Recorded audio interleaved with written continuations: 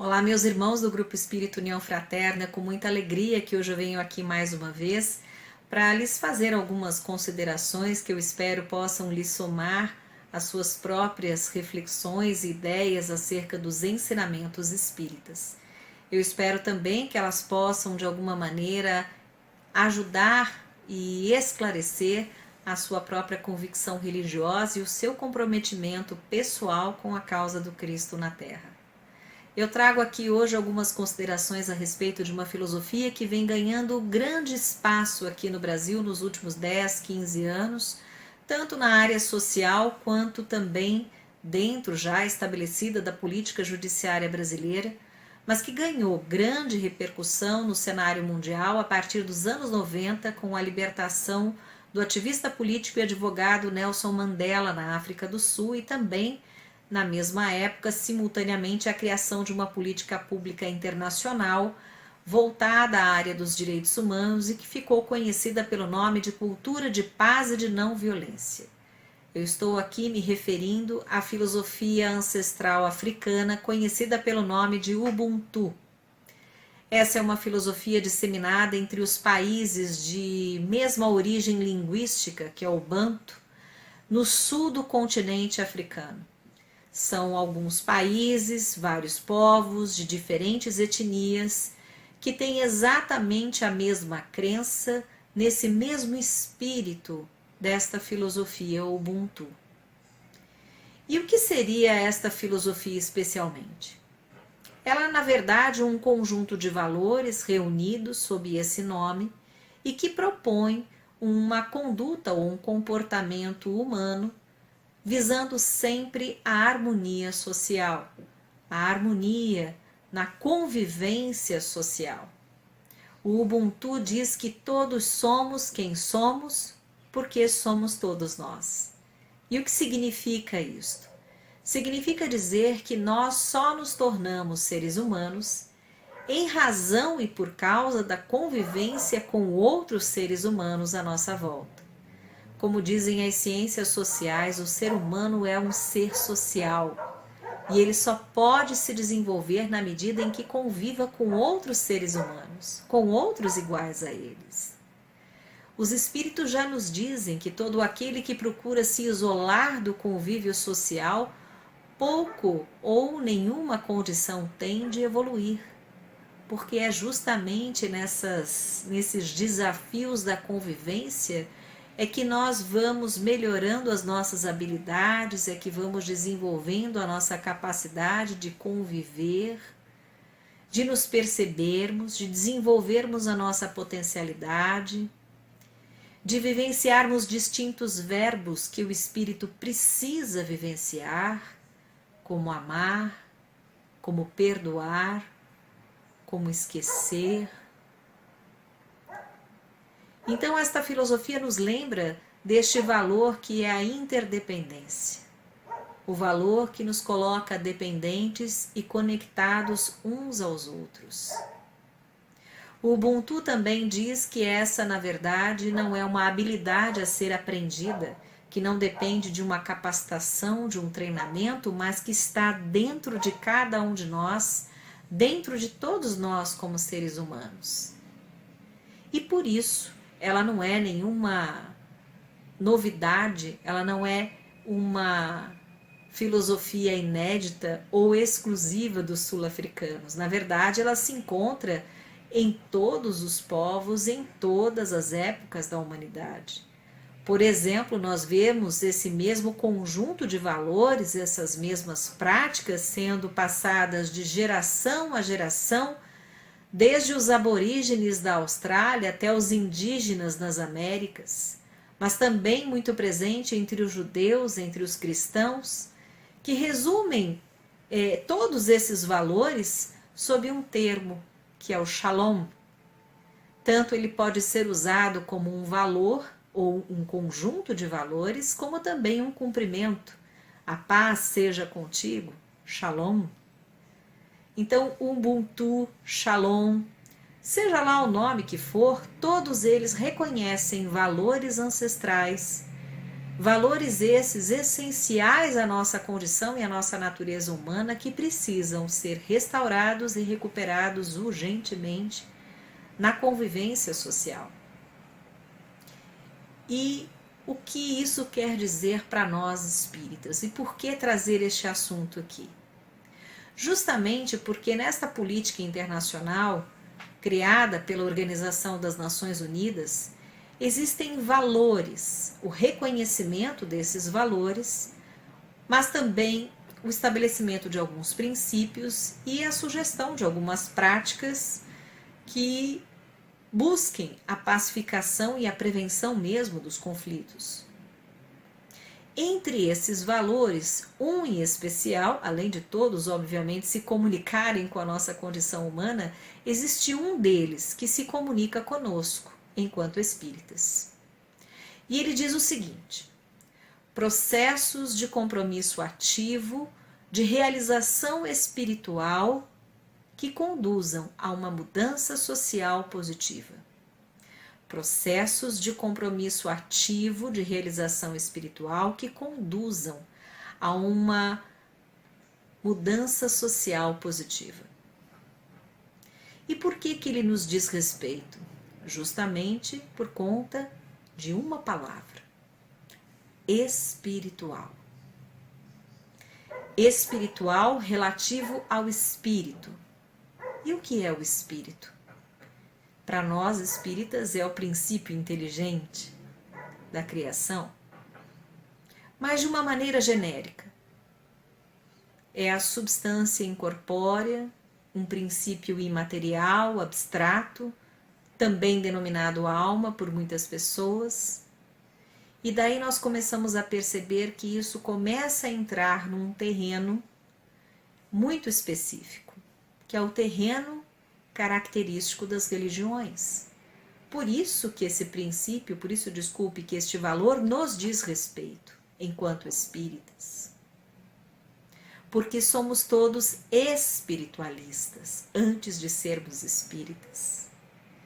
E quem são os espiritualistas? São os adeptos do espiritualismo, que é uma doutrina que procura explicar a existência e tudo o que diz respeito a ela dentro deste mundo material e fora dele, através da verdade da mente, do espírito, da subjetividade. Diferentemente do materialismo, que explica tudo a partir da matéria, o início e o fim de tudo o que acontece, de tudo que existe, de todos os fenômenos, sejam eles físicos, mentais ou sociais, são explicados exclusivamente pela matéria. Esse é o ponto de vista material. Já o ponto de vista espiritualista, ele engloba a matéria, ele não deixa a matéria de fora, como o faz o materialismo em relação ao espírito. No espiritualismo, a matéria é inserida. Mas para além dela existe uma realidade exterior, uma realidade que existe simultaneamente, mas que não pode ser explicada através da matéria. Então, como Kardec diz muito bem, todo espírita é um espiritualista, mas nem todo espiritualista é um espírita. Mas certamente, todos aqueles que dizem professar uma religião são espiritualistas. E por quê? Porque todos nós espiritualistas acreditamos basicamente em 3 pontos em comum a todas as filosofias idealistas espiritualistas, a todas as filosofias religiosas. Quais são esses 3 pontos em comum? Todos nós acreditamos num ser superior que nos criou e que com ele mantemos uma relação. Todos nós acreditamos que somos em verdade um ser imaterial que existe para além da matéria. E também acreditamos que existe uma vida depois da morte, seja lá como for esta vida. Em outras palavras, nós acreditamos em Deus, na existência da alma ou do espírito, ou seja lá o nome que for, e acreditamos que existe uma vida para além da morte. Cada filosofia acredita de uma forma diferente a respeito de como seja essa vida depois da morte, mas o fato é que todos acreditamos numa vida após a morte. Então todos nós estamos unidos por esses três elementos, por essas três crenças básicas. A partir das nossas crenças, estabelecemos valores, elegemos valores, e todas as religiões do mundo, as grandes religiões, elegem exatamente os mesmos valores, que nós podemos ver ali condensados nesta palavra Ubuntu, Shalom. Valores de paz, de respeito, de solidariedade, de caridade, de altruísmo, de esperança, de fé, de integridade, de justiça. E a partir destes valores nós estabelecemos princípios, exatamente como a política internacional fez. E a partir destes princípios nós estabelecemos regras de convivência. Isso acontece já dentro das religiões e que hoje é reconhecido inclusive por uma política internacional que procura seguir exatamente o mesmo caminho. Isso acontece em todos os ordenamentos jurídicos de todo o planeta, em todos os povos a todo o tempo. Todos embasados por essa tradição, por esse costume que nos foi ensinado e passado através justamente das religiões.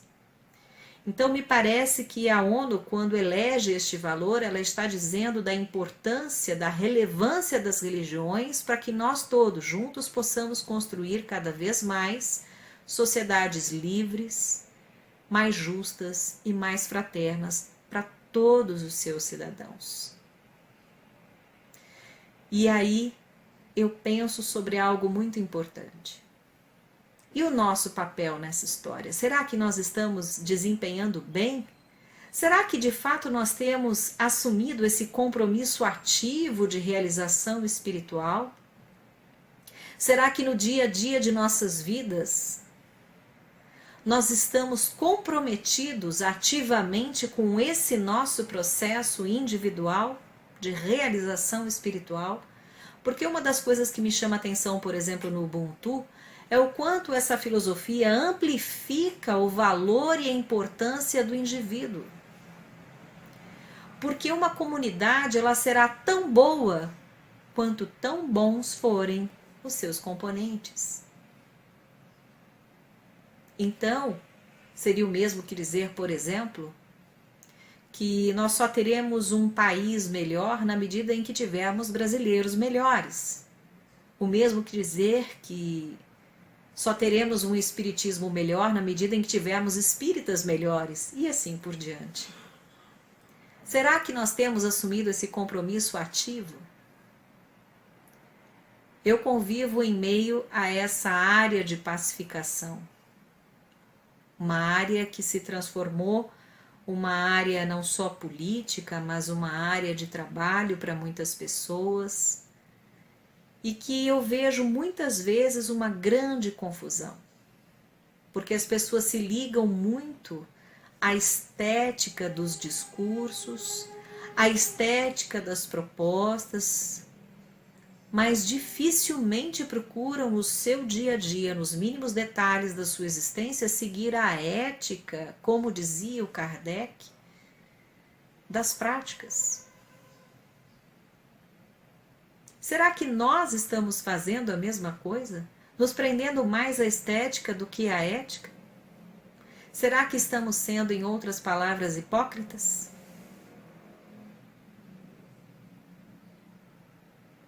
Túmulos caiados por fora, né? Não é fácil. Eu não quero dizer aqui que todos nós tenhamos de ser perfeitos, longe disso. Eu estou muito longe disso. Nem sendo virginiana, não dá.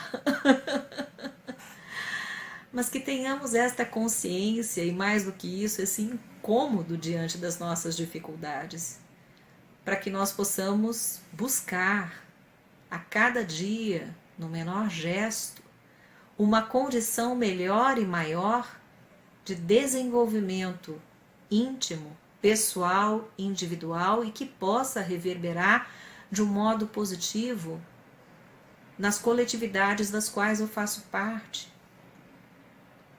E aí eu me lembro da pergunta 919 do Livro dos Espíritos, quando então Santo Agostinho nos passa uma receita importante, quando se pergunta qual é o meio prático para que nós possamos então melhorar enquanto espíritos, enquanto pessoas, enfim.